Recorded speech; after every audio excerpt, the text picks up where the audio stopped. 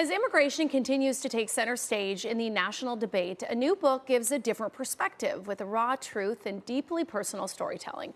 It's called The Cost of Being Undocumented, and it was written by activist and filmmaker Alix Dick and Stanford professor Antero Garcia.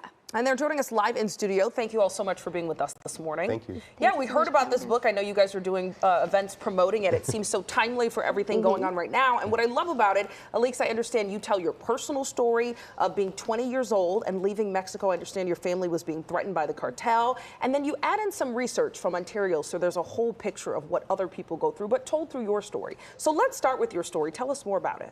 Sure, absolutely. Thank you so much for asking that question. So a few years ago, 12 years ago to be exact, my parents, I grew up in the most beautiful home with the perfect life, but then life happens and tragedy hits. And it was very unexpected during that time. The economy was really bad and my parents started to lose their businesses, and because of that my parents were not able to pay off debt and pay off the houses and pay off the investments that they were working on.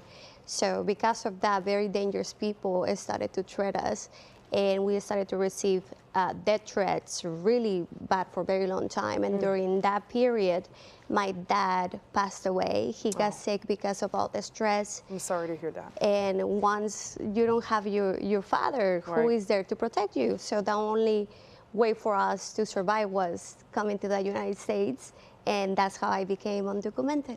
Okay. Antero, I want to ask you, there is a perception, and there's a lot of people who refer to undocumented immigrants as freeloaders.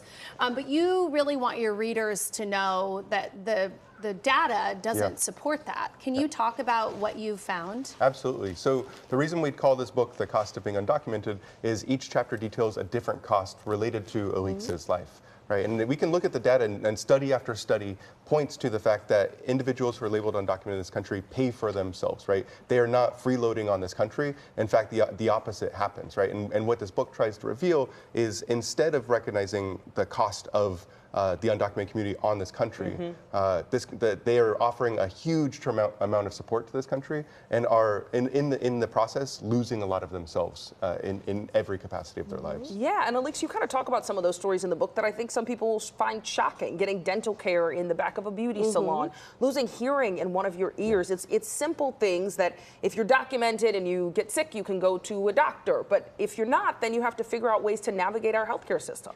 Yeah, and thank you for mentioning that, because that's one of the biggest examples of how much we don't know about undocumented life and how we have to navigate with the things that are usually normal for a citizen. It's not normal for us, and it's not easy to even get the care that you need in an emergency room. And just kind of in closing, in seeing everything that's been going on with the ICE raids and people, being taken off the streets, what is that like to view that through the lens of what you've done, in your life experience and what you've learned from it? Yeah. You want to start? Yeah, I mean, we knew that things were going to get bad. We never thought that it was going to get to this point. We saw it coming, but not to the level what we are seeing and how people are accomplices of it. It's just mind-blowing, and there is no words to explain how are we going to get out of this one.